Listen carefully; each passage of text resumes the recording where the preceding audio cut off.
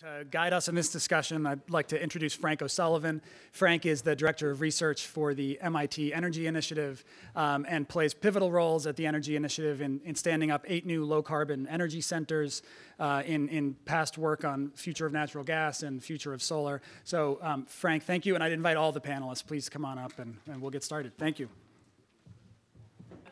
Anyway, listen, it's an absolute pleasure for me to have the opportunity to be here this morning and to chair this session on balancing the transition in electricity, a critical lever in our efforts here in the Northeast and frankly, more broadly, in addressing the climate challenge. And in order to kind of work through the very many complex issues that are related to that, I'm joined by a wonderful panel. We have Lonnie Reed, who's a Connecticut State Representative and Chair of the Energy and Technology Panel in Connecticut. Lisa Frantzis, who's SVP at Advanced Energy Economy. and also, I guess, in charge of the 21st Century Electricity System Initiative within EEA. We have Pierre-Olivier Pineau, who is a professor in decision sciences at HEC Montreal, and then Laney Brown, who's with Concentric Energy Advisors. And I think all of this group here brings together the right balance, really, to address the questions that we're facing today here in the Northeast, in particular, in looking at an electricity system in particular that's changing very rapidly across a number of metrics. So first, over the past half decade, we're seeing a remarkable acceleration in a suite of technologies, right, that enable a very different way to deliver our electricity system and electricity services. A manner that's going to be cleaner, hopefully, into the future, certainly more flexible, and that is crucially an enabler of a much more engaged customer on the system. And I think within the community here in the Northeast, those in charge of policy and regulatory decision-making, there is an awareness of this, and there is an excitement about the opportunities that these new technologies are offering us up in terms of going after the goal of having a cleaner system, going after the goal of developing a more advanced, cost-effective energy economy. However, the integration of these new opportunities into a system that really functions is very complex across a multiplicity of dimensions. Certainly a lot of them are technical, but a huge number of them really are institutional and relate to today's regulatory environment, to the business models that we can look to leverage that. And I think it's really important that we realize those challenges now, and we begin to think about how we accelerate coordination here amongst our individual institutional and regulatory bodies in the Northeast, I think, to demonstrate what can be done and how we can use these new technologies really to further the climate goals. So with that said, I want to turn to my panel, and I want to ask each one of you, just to kick us off, to perhaps reflect a little bit on maybe my remarks and how you see it and what you believe the most important issue for the region is today in terms of going after the potential that this transition in electricity offers. So perhaps I'll start with you, Laney, if that's okay. Sure. Yeah, I think it's an interesting discussion, listening to and thinking about both the opportunity from a regional perspective and a local perspective. And I've done a lot of work in New York, and where that comes very much into play as you're looking at the overall the utilities themselves and the systems they have, the role as they move forward in terms of the distribution system platform, and the services that they're going to be providing at a distribution level, and that coordination, if you will, at an ISO level. So that represents sort of this evolution from that perspective. And I think to your point, I think there's tremendous desire there in New York. There's an interesting balance where I think they've, from a policy perspective, have looked at both moving forward on a regulatory, so trying to put together the right incentives to move forward in those changing business models with the distribution systems. But to your point, and I think also pushing forward with markets, so trying to enable that, again, the market element with the public policy perspective and the regulatory environment, all of those things coming to play in New York. But time is absolutely a factor. And so I think entropy maybe is one barrier where it's not simple to change regulatory policy. There are multiple considerations that have to be put in play, and there's also significant investment that has to be made. So I think maintaining that movement forward, appreciating the complexity and the time that it takes, I think is one element. Here. Yeah. So I apologize, I will have 1 or 2 slides, but I think the most important thing... you told me one. Yeah, the one that you could put up. I think the most important thing is to see the region. We tended to see states or provinces, and the discussion tends to be only on what Quebec is doing, what Newfoundland and Labrador is doing, what Ontario, New York, or in the case of New England, they are even in New England is more integrated, there are still states. We have to go through and see the region. And seeing the region, it's something we don't see often. And we usually see the silos. So I just showed up on that slide the capacity, because what do we have currently now in the region? We have different types of capacities. And if you see installed capacity in terms of production capacity, you see Quebec is extremely high here, and it's actually higher because I included Muskrat Falls, not Muskrat Falls, Churchill Falls, which is a 5,000 hydropower plant located in Labrador, but connected to the Quebec system. So Quebec has 50,000 megawatt of hydropower, and that is basically mostly used for Quebec purposes. It's entirely clean. We're happy. We pay half to a third of the price you pay in Boston here for electricity, and we just misuse energy. We misuse electricity because nobody sees in Quebec what we could do with it in the region. And sadly, very often in the South, people don't realize the kind of benefits that would come from that hydro, the balancing that the hydro dams could provide in terms of wind integration. So we really need to see the forest instead of the trees and the silos that we too often see. So I think it's mostly a vision, because before creating a new regulation, we need to internalize the idea that we have a lot. We already have a lot. And before investing in more, we should see what we have and then make the investment in accordance with what we have in the region. Lisa? Well, I think we already talked about how the technology costs and the efficiencies have come down a lot. I agree that the major barriers right now are on the regulatory side and educating the regulators along with some of the utilities about some of the challenges. And so one of the things I do at the 21st Century Electricity System, thanks to the support of Barr Foundation and E for the Future and Energy Foundation and others, is bring some of the key stakeholders together, because the two major barriers, I think, right now are business model reform and rate design, how the utilities make money and how they collect money. Until we get that right, a lot of these terrific technologies that we have can't get deployed to the grid. So we are pushing very hard to work with CEOs of the utilities, with the regulators, and some of our members. We're a business association, so we represent GE and Landis+Gyr and Enernoc and also startups. Try to bring these guys to the table with small settings to try to work through these issues, because they're very challenging issues. Do you move toward performance incentives on rate design? Do you send the customer the right price signals so they can get the kind of behavior they want? Until we can get at some of those new issues that are on the table, this technology won't be able to get deployed. So I chair the Energy and Technology Committee. I co-chair it. And actually, I just want to recognize one of my committee members is here, State Representative Jonathan Steinberg. And I think one of our frustrations as elected folks who are trying to implement this stuff is that, yeah, it's easy to get on the same page in a room like this. You know, the lofty ideas and the science and the incredible technology. And I love nothing more than going on field trips. I love this stuff. But then we have to sell it.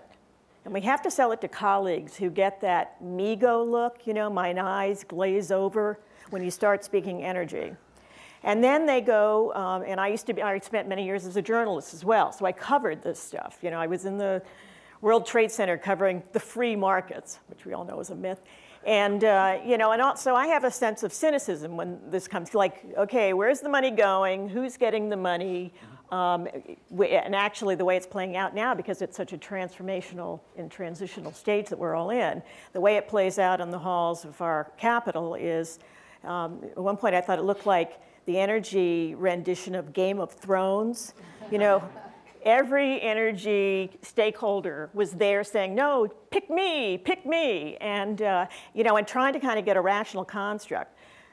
And then to sell it among the states. So actually, Representative Steinberg and I, we were convinced because of the fuel constraint issue, talking about the bridge to renewables, that, you know, we have like 32-inch pipes delivering natural gas to the rest of New England. So there was that whole idea that we were going to enlarge our delivery system to pass through to the generators, and that because it was for generation, that the utilities should be able to charge people a little bit for it. And you know, I'm somebody who has a reputation of also being an environmentalist. So I had to expend an enormous amount of political capital to make that happen, because it makes sense. It is a bridge to renewables. And guess what? We made it happen, and then suddenly Massachusetts says, oops, oh, we changed our minds. You know, we can't do that. We can't do that. If we're in fact, you know, when I was saying earlier, I love being in rooms like this because it's where elected officials should be. And I hope Senator Pacheco comes. He's somebody I really enjoy working with, to create a working group, not just in New England, of elected officials, bipartisan, working on these issues to try to figure out how to really sell it and make it happen, but also with the Northeast region, because there's so many places where you know, we could be working together instead of competing with each other. And that's the only way it's going to happen. Otherwise, it's going to be, you know, a lot of disconnected little implementations, and there's not going to be a comprehensive or cohesive approach. And we're going to be having the same conversation, you know, from year after year after year. So thank you all for that. I think that tees us up to get to the meat of the discussion very well. I'd just like to add one thing very briefly from our work here at MIT. And we've just launched a low-carbon energy center focused specifically on the electric power system. And within that, there is this effort to understand how the region here in the Northeast, for example, can, as Pierre mentioned, best utilize the resources that are available. But at the same time, strike a balance, I think, that's reflective of the political economy and the desire amongst various states and so on to engender their own you know, energy economies internally and so on. One thing that we have noted that I think is interesting, and I'd like you all to reflect on this a little bit, is that clearly with these new technology options, this desire to develop new business models and so on, there's a lot of movement towards a rethink in regulation. At the D side, for example. Now, interestingly enough, every state is taking a different approach, but as we see it, frankly, the technologies and the objectives are relatively universal. So I look at, for example, REV, which is certainly a very interesting process, and say, how can we begin to kind of take the learnings from REV or the regulatory processes here in Massachusetts and Connecticut and so on? How do we build some sort of kind of clearinghouse where we can get folks together to say, look, this will allow us to kind of make progress, coordinated progress towards the carbon objectives, but at the same time help support, for example, local jobs initiatives, growing those, that kind of more local focused and politically relevant outcome as well. Maybe you could start on that one. Well, I'm continually frustrated that ISO plays such a narrow role. You know, this is one of these, it's sort of, we've balkanized the region. Right. So we have people narrow their goals. And ISO, we've just had a huge debate over the retirement of our nuclear fleet, huge problem. Nobody's talking about that. Yep. So we just had that debate, and in the course of that debate, ISO made it very clear yet again, capacity and reliability. Those are their two interests. And the idea that we're talking about climate change and those kinds of goals, that's up to you guys. You know, well, that's fine. But we really need to be woven together in a more cohesive way so that we can really pursue that. And they just go hands off. You know, they don't want to touch that. And, you know, I really see that they really need to take a more proactive role. We need to, because, again, that's the only way we're going to get there. And another thing I notice is that and of course this region being so densely populated, that there are so many people who intellectually believe in this stuff until it comes to a neighborhood near them. And then suddenly, oh, I didn't know those wind turbines were going to be so tall. And wait a minute, all of those solar panels are covering that farm field down the street, which is beautiful, and I'd rather drive by and see that. Yeah. You know, the reality of how that stuff plays out in the real world, we're at that place now. I mean, this is the place where we've got to make this happen, and to figure out how to do that. You know, somebody was telling me the other day that we've gone from NIMBY to banana, build absolutely nothing anywhere near anybody. That's the second superb acronym of the day, actually. I mean, and that's what it feels like now. Right. And that's sort of the life that those of us who are, we believe in this stuff, and we want to make it happen. But this is the real world that we live in, and this is the pushback we get. Well, on that, just as an added point, I think you're exactly right. We have gone through a period where these technologies are all very interesting. They're getting more efficient, lower cost, and there's a very positive narrative in general. But, and we had a session on this actually yesterday on this explicit issue, we are now screaming towards a point where these resources are being so successful that they are very meaningfully impacting on practical issues like the reliability of the system. And it really matters as to what's happening here at a state level, across the region, for example, in supporting distributed resources, because that impacts at the coordinating function at the ISO, and if they can't see each other and they don't speak to each other, there are going to be problems coming down the line pretty quickly. Lisa, perhaps you could reflect a little bit on this from your point of view? Yeah, I mean, I think we've been doing a lot of work across the U.S. on a lot of these issues. We've actually just come out with 7 issue briefs on some of the key issues that are publicly available on, the rate design, on performance-based regulation, on access, DER ownership. These are all critical issues that many of the states are struggling with. One of the things we are starting to do, which we'll get at your first question, was we're starting to work with RMI, Rocky Mountain Institute, and our organization in almost doing something similar to Nix the Fix, where we'll bring together some of the best knowledge that's out there in a place where people can access, NGOs and others can access that information to have. So when they go to one state, they can leverage what's been done in another state. So we're not reinventing the wheel every time we're trying to deal with these issues. So I think that one will be very helpful to try to get the messaging out, because I think right now it's unfortunate, but each state you have to tackle very differently. You've got different utilities, you've got different regulators, the politics are different, and I think, frankly, there's an opportunity, though, in New England to try to get more efficiencies in working together as a region. In fact, I've been asked by the commissioners to try to bring the commissioners together more often regionally, and that's what we're going to be doing in New England, actually, in the beginning of 2018. Because we're hoping that there can be some synergies that we don't have to reinvent the wheel every state we're going into. Yeah, I would just add, because I think it's a helpful resource. The Department of Energy has a grid modernization multi-year plan, and they are doing a lot of looking at, and I think helping try to support the education regulators in terms of what's going on across the country, in terms of looking at definitions around grid modernization and defining those elements. So I think there are some really good resources that are available through the grid modernization efforts through the Department of Energy, just in terms of a potential clearinghouse. They're also looking at modeling for planning, et cetera. So there are some interesting things that are going on in that area in the Department of Energy for grid modernization. The challenge is it's still early, so we don't have success stories. So I think everybody's talking about all this stuff, but we don't have a lot of success stories yet. And we're trying to put together some case studies on that, but we're scrapping to find the pieces to pull together for that.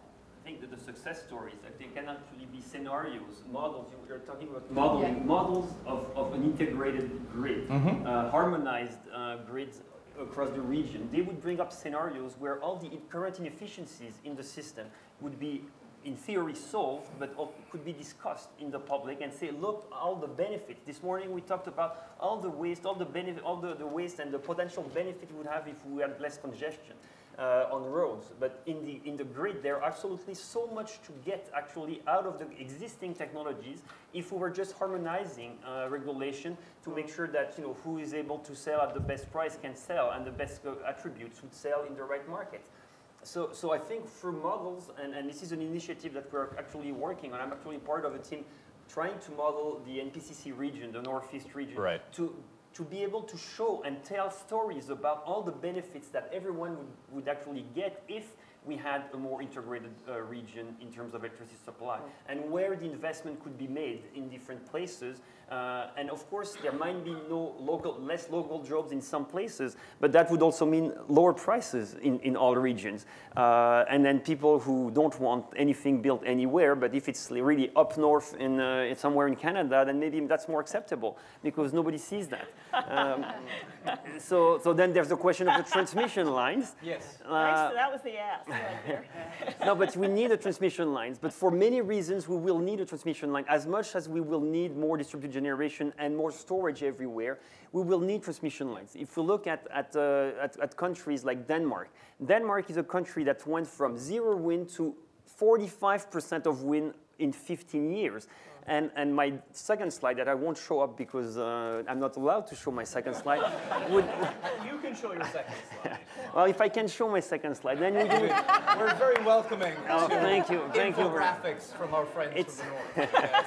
But it's not from the north, it's from Denmark. So in a way,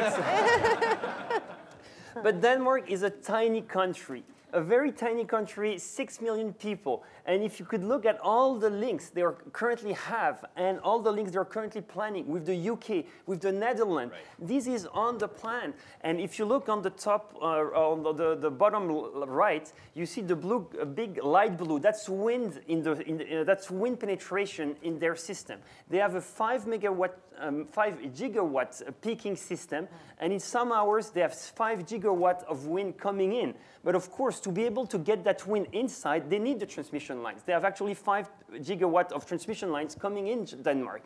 They've realized that it is only through cooperation with their neighbors, only through transmission lines, and of course, all the dots you see, that's all the distributed generation for small biomass and a lot of wind inside the country, but they need the region. In order to sustain their clean electricity production, they absolutely need the region, they need the cooperation. And we need these inspiring stories. And this is not a model, this is actually the truth.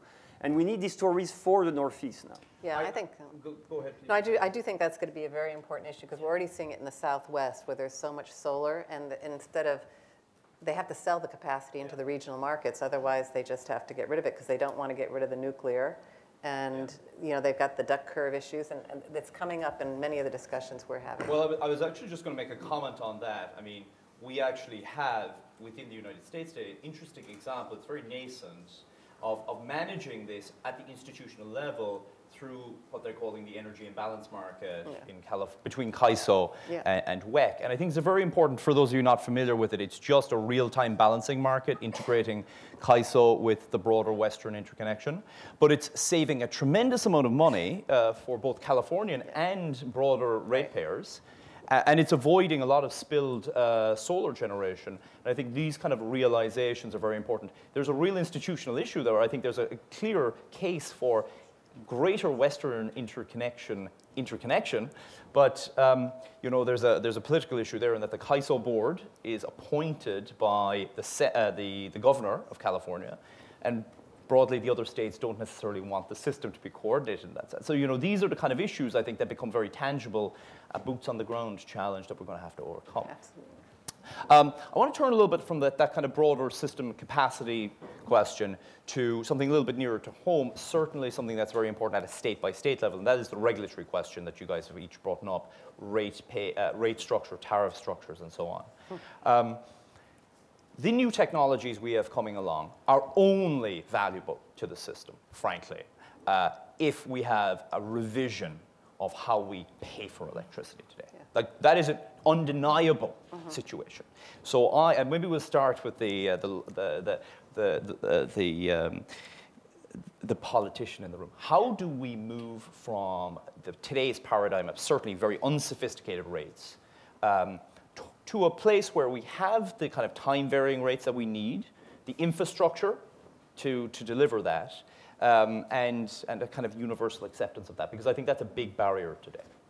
So actually, I start off every session with an informational, and I bring everybody in to say, find out what have we done, where are we, what's working, what isn't working. And I brought in, actually, he's fabulous, New York czar Richard Kaufman. Oh, yes, of course. And this is something that we've really been talking about a lot, Utility 2.0, Yes. and to totally restructure the model, which has to happen.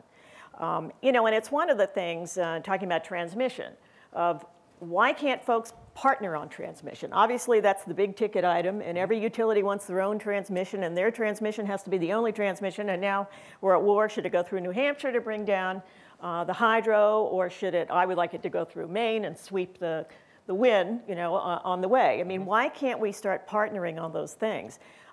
That's one of the big issues. But the whole utility model is a huge problem. Clearly getting all the pushback now. It's sort of a measure of our success, that it's really beginning. The virtual net metering, Yep. in addition to the net metering, it's been beginning to show up Yep. on the ledgers. And so there's the cost shift issue. Yes. And who's really experiencing the joys of solar and wind and renewables, and who's really paying for it, and how do we spread it out among low-income Yes. developments and that kind of stuff.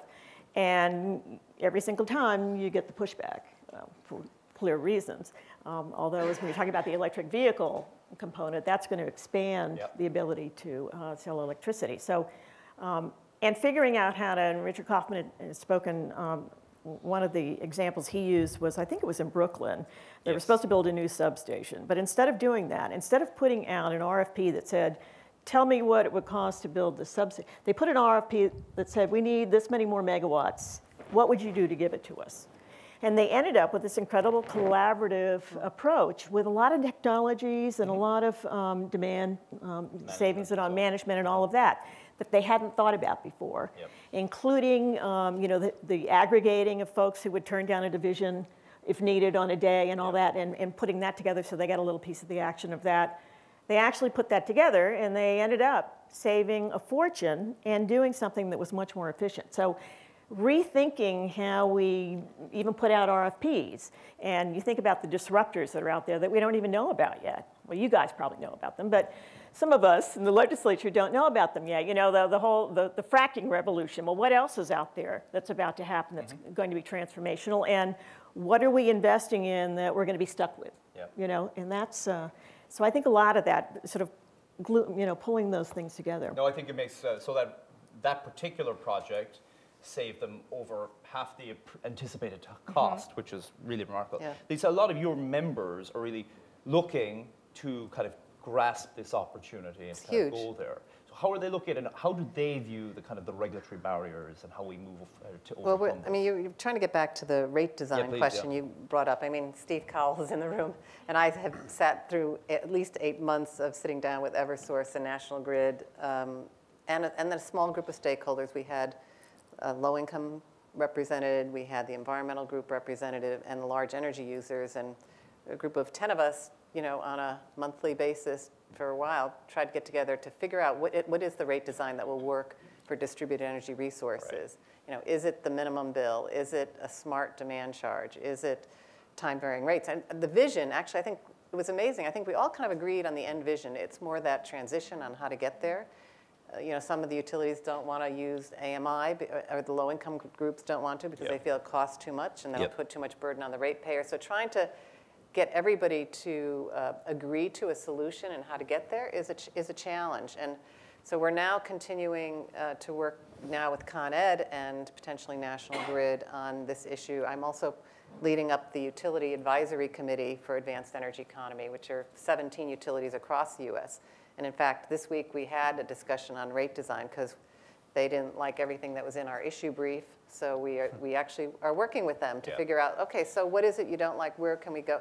So I really believe strongly that these collaborative discussions that we're having outside of the rate cases, outside of litigation, are where it has to happen proactively. Because too often we are in the middle of rate cases and you're being reactive versus proactive. And I think what we have to do is find the win-win solutions together, working collaboratively with, because actually they're more than willing to sit at the table. And we have gotten so much further, I think, by sitting down with them letting them hear what our members need, letting the utilities talk about what they need, and then figuring out, okay, where is the common ground? Yeah. Where do we each compromise? And it's not easy, but I strongly believe that is the way we have to go, because the vision's great. We all believe where the vision's going, but that transition of where we are to getting there is really tricky. And I love Reb, but getting stakeholders of 350 people together at a time to try to get at that is For 4 years. It's a challenge. I mean, it's like it's also a serious commitment in Yes. terms of stakeholder involvement and engagement. So I think that's also just important. That's what utilities do, but it isn't necessarily. Other people have other work that needs to be, like businesses run or even competing in other markets. So I think that that's also considerations that are important as you think about and engage stakeholders. But I completely agree with you in terms of how important it is to have multiple stakeholders sitting around the table. small groups. Small groups. I think that's right. I also think we're not that far apart. That's the irony. Until we start Yes. talking to each other Yes. and listening, Yeah. we don't really realize that we're really pretty close in what we want. It's just sometimes they get pissed off at the wording here, and okay, we'll tweak the wording a little bit. We can get that. It's so this next version of the rate design paper is actually going to have a lot of the utility feedback in it, which I frankly think it's a better paper because of it. Yeah, I think so. Certainly from our own work here, we see a lot of that. First and foremost, I think when you have that larger effort, people are entrenched and they're not going to move. When you do get people together and have a kind of a more intimate discussion, you do see that people appreciate others' positions and the need for some movement. I think it's pretty fair to say that the objective should be that nobody is perfectly happy at the outcome, and that's probably the right solution. So I'm just cognizant of the clock. I could carry on here all day because this is just fascinating from my point of view. But let me open it to the group here. I'll take a few questions. Yes, can you and do me a favor? Can you tell me who you are and who you're with as well? Sorry. Sure, it's Stacey Vanderveer from UMass Boston's McCormick School. So just a couple of follow-ups there about the utilities in particular and firms just more generally, because one of the things I hear a lot at energy forums and energy discussions is, yes, NIMBY and banana is really difficult, and yes, the regulators are in the way, and occasional hints about how difficult and how much money most of the utilities spend fighting change. So one of the things I think we need to also say about some of these utility cooperative forums that you're really interesting stuff you guys are doing is that those part of those utilities mostly don't make the most important decisions, the people who are engaged. So every day they spend way more money on Beacon Hill and every state capital and local governments and on television doing the things that they should not be doing than they spend time engaged in the really worthy activities that you're talking about here. So I wonder if I could pull you out a little bit on the problem of some of the major firms, especially in the region, in fighting even ideas that people sit around your tables and say those are great ideas. Well, we're doing more than just sitting around the table. So we represent the businesses. So when we bring Microsoft and Apple and GE and Landis+Gyr and Lockheed and Intel, we bring a lot of companies with a lot of jobs and big market cap to these policy discussions. People listen. And so we're not just involved on the regulatory side. We're also doing stuff on the legislative side. So we're also on the ground with those discussions, with the senators, with the Hill, doing those kind of discussions. So I don't think it's one or the other. I think you got to do both. And I know that they totally outspend us dollar for dollar, but bringing the business voice to the table really makes the regulators listen. And so we have found from our perspective what we're doing in advanced energy economy is very productive that way. And so that's how we're approaching it. But I would say I think that's where regulation plays such a critical role. Because at the end of the day, and I think it probably depends on the perspective and the utility you're talking to. They may have very different perspectives in terms of change. So they're definitely not one entity. It does truly affect how utilities approach opportunities.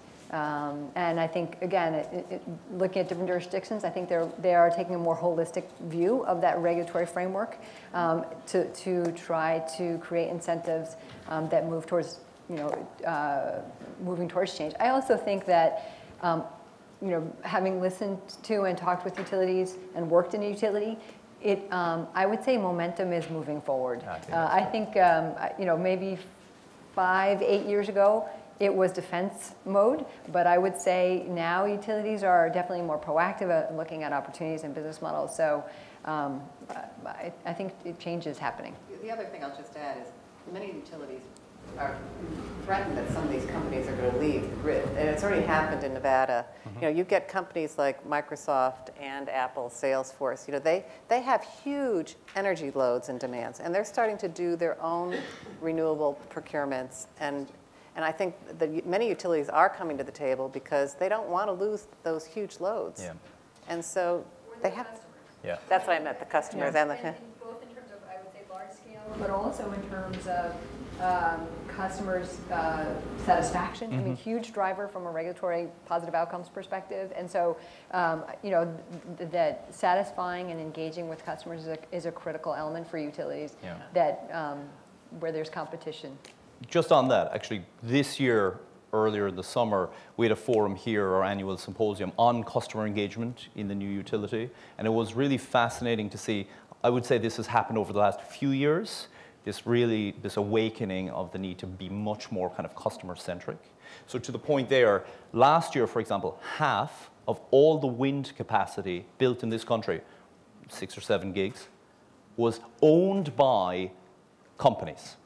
Right? They are driving this market now, so there's a big change happening right there right now. Question, any this side of the house? Yes, sir. Hi, Quentin Zondervan, Cambridge City Councilor-elect. I really want to follow up on the previous speaker's question because I feel like you guys didn't really answer it. The issue here isn't that the utilities aren't starting to see the light. The issue is that they're still spending a lot of money and effort thwarting our efforts. I go to the State House, I bring in the businesses, I run a business association. We go into a legislator's office and there is a presentation on their desk from the utility about what they want, which is completely the opposite of what we want. And these are regulated corporations who are making a profit with our permission. So why are they being permitted to actively thwart our efforts? I have to say, thank you for that. Because this is one of the frustrations is, I think in Eversource now, which is the biggest utility in all of New England, our little utility in Connecticut is, it's really actually gone global because now it's also partnering, I think, with Dong to do, and that to me is a little scary. I thought we got rid of vertical integration with the oil companies from the wellhead to the pump. I don't think they're doing their job that they have now well enough yet. And of course, storage. Yes, okay, that's where the money is, so we need to make sure that we develop storage and we fast track it so having the utilities control it. But then that's a little scary. This is the old news reporter of me coming out, that they can hold them hostage. Like, well, when are you going to release those how much is it going to cost us to get that stuff out? So, that's one of the scary things. And also, when one session they'll be for something and the next session they're against it because now they've got a new partnership with someone, so there's another agenda that emerges over, the downtime when we're not in session. So you're never quite sure where they're coming from, but there's money in it. So, that's the bottom line. The bottom line is the bottom line, and trying to figure that out. You're absolutely right, and I love it that you're having these conversations. They can't survive the way they're going now. It's so clear from what happened in Germany.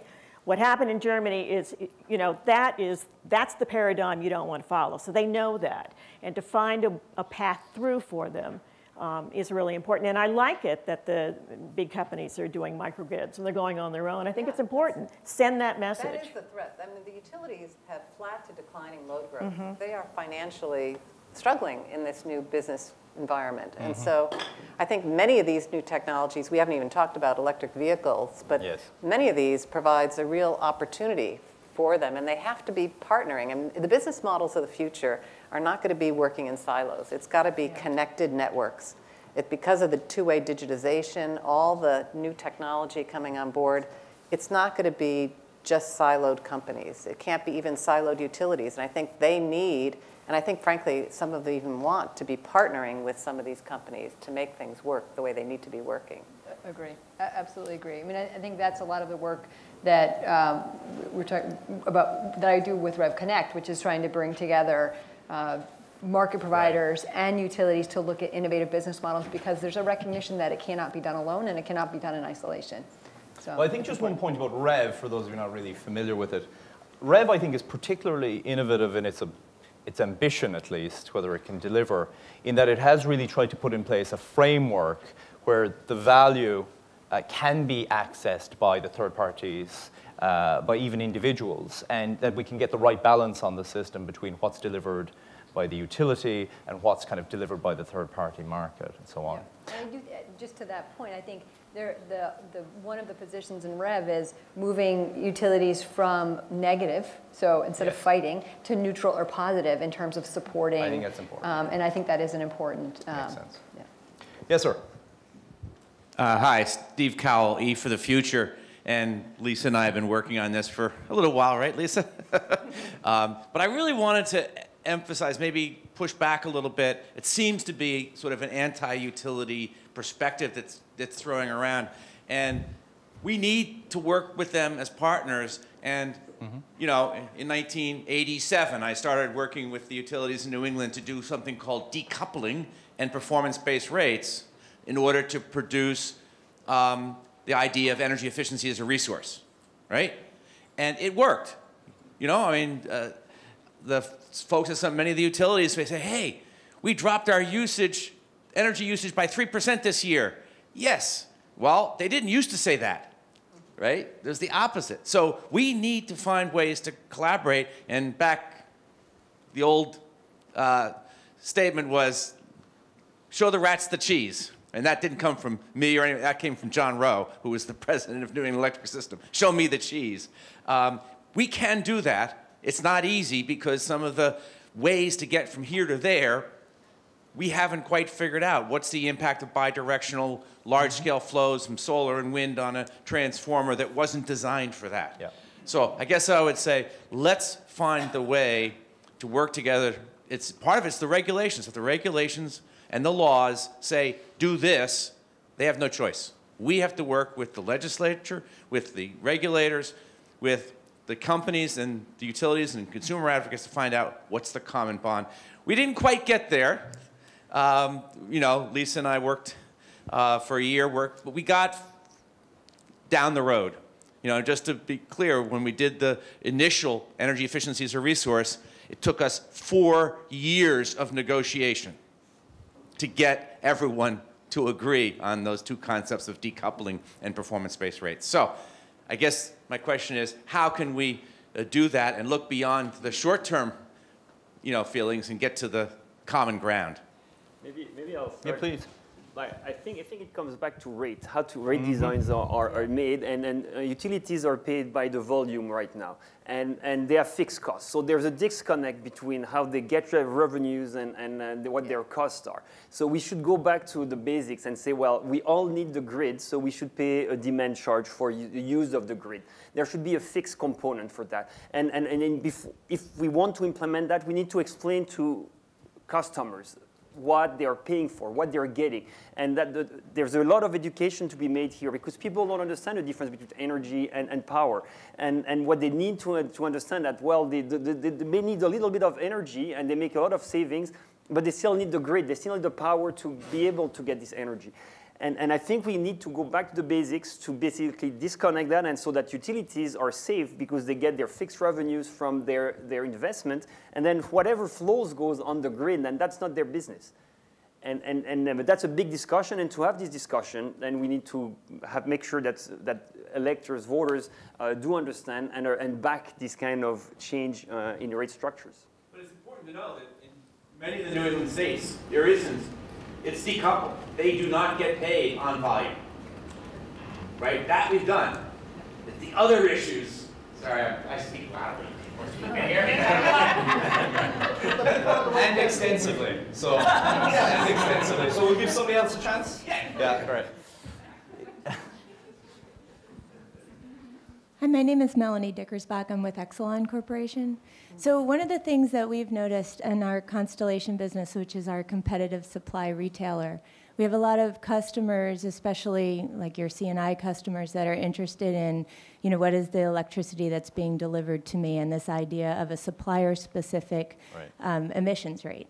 So we've begun to calculate those, but I think it's a little bit vague as far as how those need to be calculated. And so since we have a lot of nuclear, we have to be really careful about how zero emissions is calculated and not double counted, that kind of thing. But not a lot of other retailers pay that same attention, right? So we were trying to get additional, like if you look at what states require for their disclosures for their customers, they vary from state to state.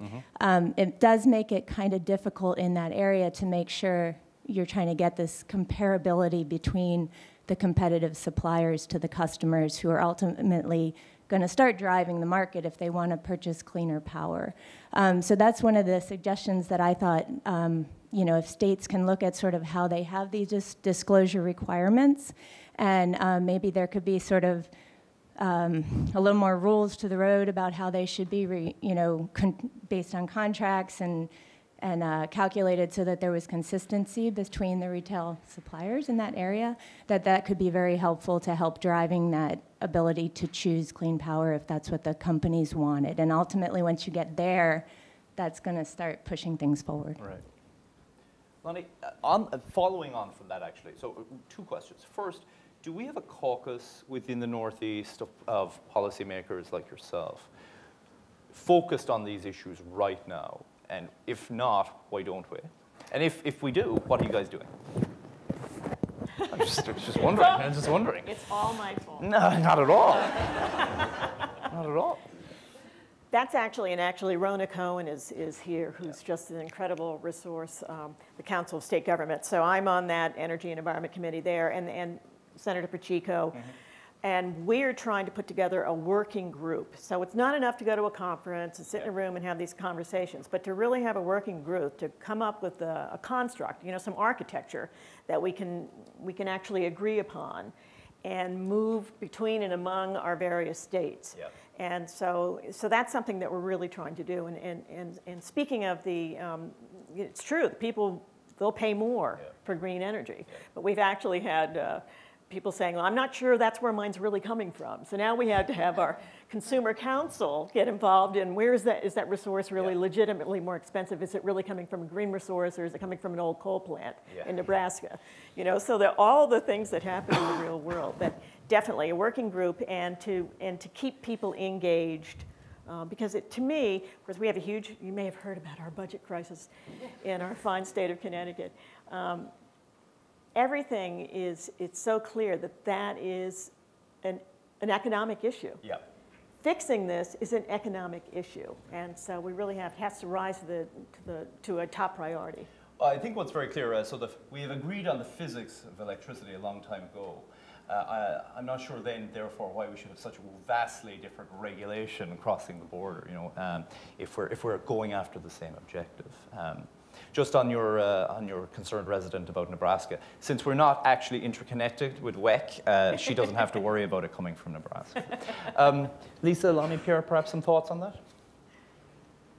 Well, I was just thinking, going back, Lonnie, to what you were saying before, and I think one of the questions and dilemmas that we have is that there is no one entity that's responsible for long-term planning across the region, and that creates a real, the utilities with deregulation no longer, as you say, with ISO no longer. So I think, I remember having discussion with some Maine legislators talking about long-term planning, and they said, well, that's not us. We're gone in a couple of years. So I think that just as we think about, from an organization or construct perspective, how to bring that, who and how to bring that together so that there is a longer-term view that would help us move forward around these issues, around looking at a collective of understanding on transformation, that type of thing. There is the NPCC, the Northeast Power Coordinating Council, that is looking, strictly speaking, at reliability issues. Yeah. But that would be like that. That's a joint forum that brings like the whole region. That could be a place where we basically put more incentives on them to tell them, well, just bring up a shared vision beyond the reliability of the network, but take us beyond. I think that's very important about NERC in particular, in that their remit has generally stopped at at 135 kilovolts or whatever.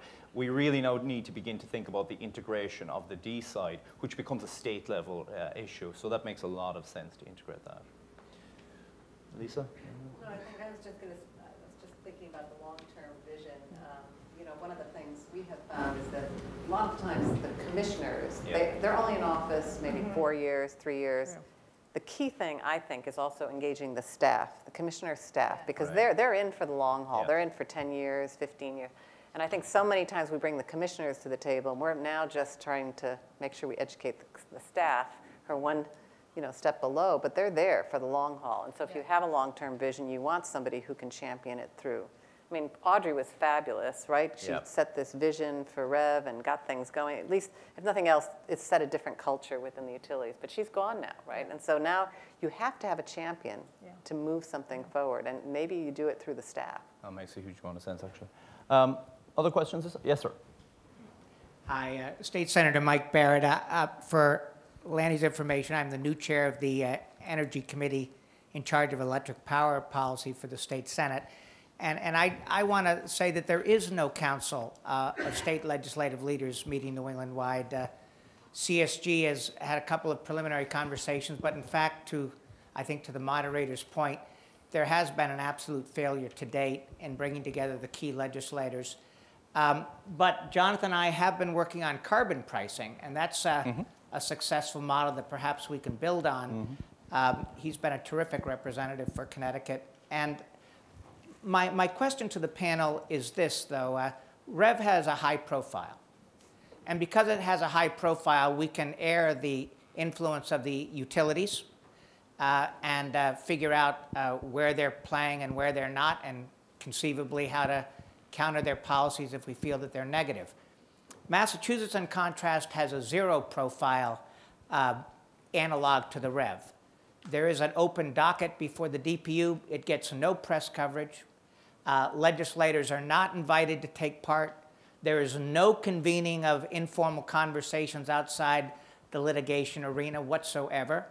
No, there might be more than you think. No. If I don't know about it, it's not happening as a practical matter on the legislative side. So my question is, compare and contrast the two states.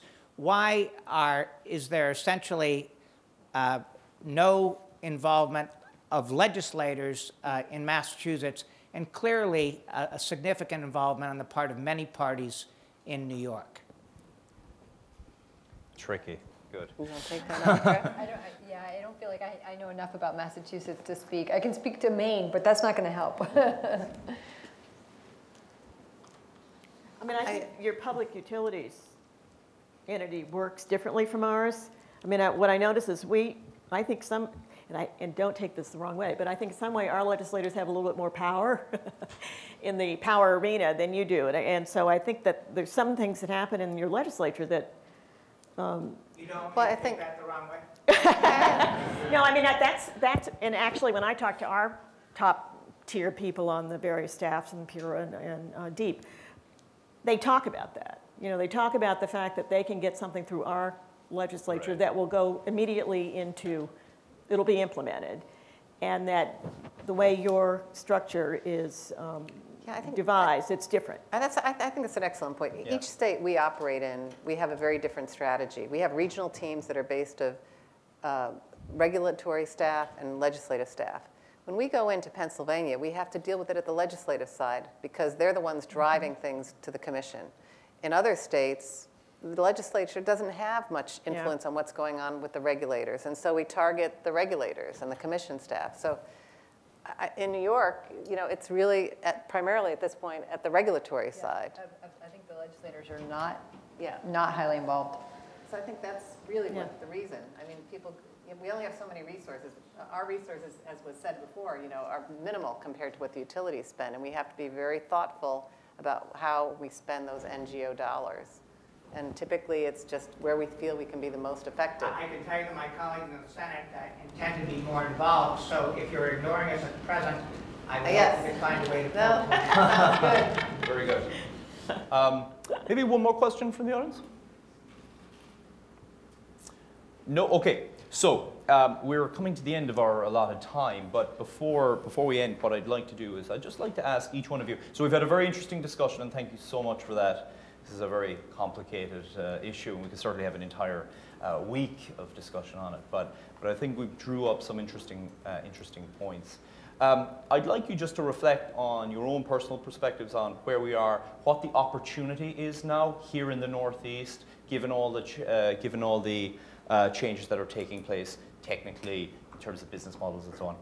And one point on how we try and move the football forward a little bit towards this goal of a cleaner, more secure, more cost-effective system. So who wants to start? I think New England has, a Northeast, has a real opportunity to be a leader in this space. There's so much exciting things that are happening. I mean, recently, in November alone, you had the Eversource rate case and the National Grid rate case. Now Eversource is going to be moving forward in deploying the EV infrastructure and storage, which is going to be fantastic. In National Grid rate case, they are pushing AMI deployment, advanced metering infrastructure deployment, as well as performance incentives. And I think a lot of this is really the right direction it needs to go. Rhode Island is, with their power transformation initiative, is taking a lot of what's been happening in REV and implementing it locally, where you might be able to implement things more aggressively locally. So I'm actually pretty excited about what we have here as an opportunity. I think the challenge, I feel, too, has been really more on the education front to the general consumer. Most consumers have no idea that most of the carbon emissions come from stationary power plants and transportation. Right. Yeah. And the message is so complicated that even the press, I think, when we try to get it out there, we're always talking to the same presses. We're talking to Utility Dive. Everybody's reading the same stuff, but the common folks, the common businesses out there need to be better informed about what's happening and what the opportunity is. Because I think if people really got what the opportunity here is regionally, and we'd have a tremendous, momentum ahead of us and an opportunity ahead of us for exciting new technologies and making the customer, the center of the paradigm, which is where it needs to go. I think it makes a lot of sense. Yeah, and I would just build on, I think momentum is here, and maybe trying to bring together the speaker before us and this, just in representing the momentum. So we talked about BQDM, which is the New York City, or the Brooklyn, I should say, deferral of the substation. We talked about transformers before. So now in New York, there's actually 43 non-wires alternatives, solutions that are being offered and implemented compared to 3 years ago when there was one. So I think we tend to obviously overestimate what happens in a year and underestimate over the course of a longer period of time. And I think there is a tremendous momentum and an opportunity I think there is a leveraging, of lessons learned across New England that continues to build. Yeah. I think we should not lose sight of the end goal. Like the 2050 goal is to reduce by 80% or more our emissions. So all the technology is fun, and we will need all these technologies and new transformers and everything.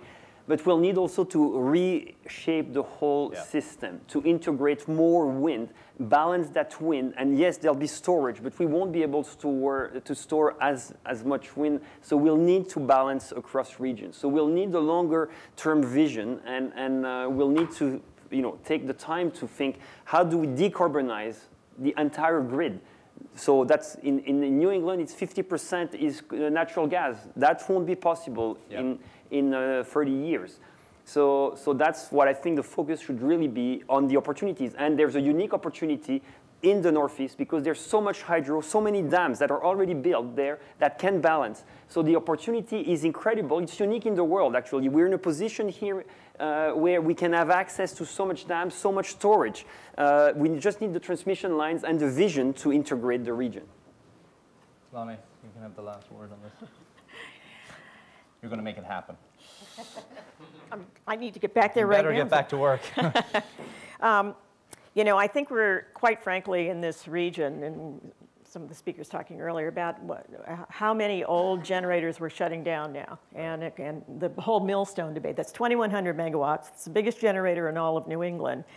And we're having a conversation, you know, oh my God, when are they closing? And what's the game plan? What's next? And how do we get there? Mm-hmm. So I think we're really focused now on trying to find a construct that's going to work for us going forward.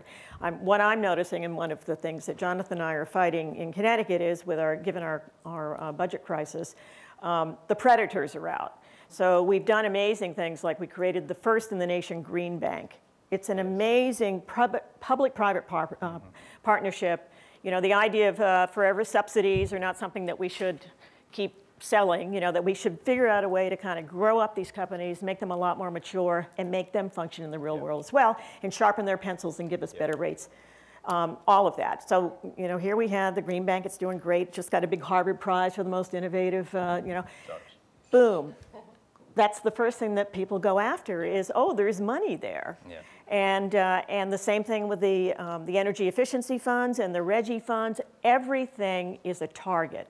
Everything that is functioning and doing what it needs to do has to be protected.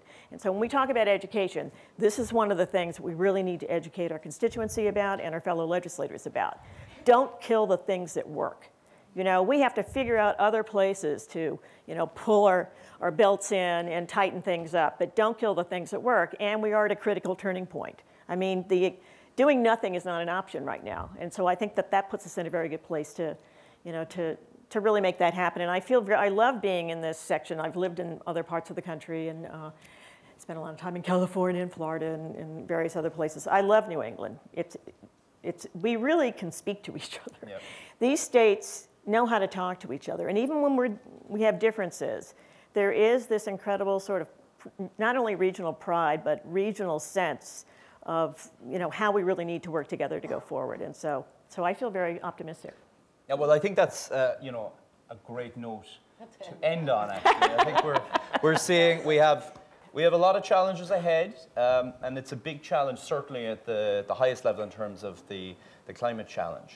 But I think it's fair to say, even from this conversation, you can see people are working very, very hard at overcoming these complex issues, and I think there's a desire for us to succeed in this. So let's hope that you know, in 5 years' time, when we come back to this, we'll be a lot further down that road. So please join me in thanking Laney, Pierre, Lisa, and Laney.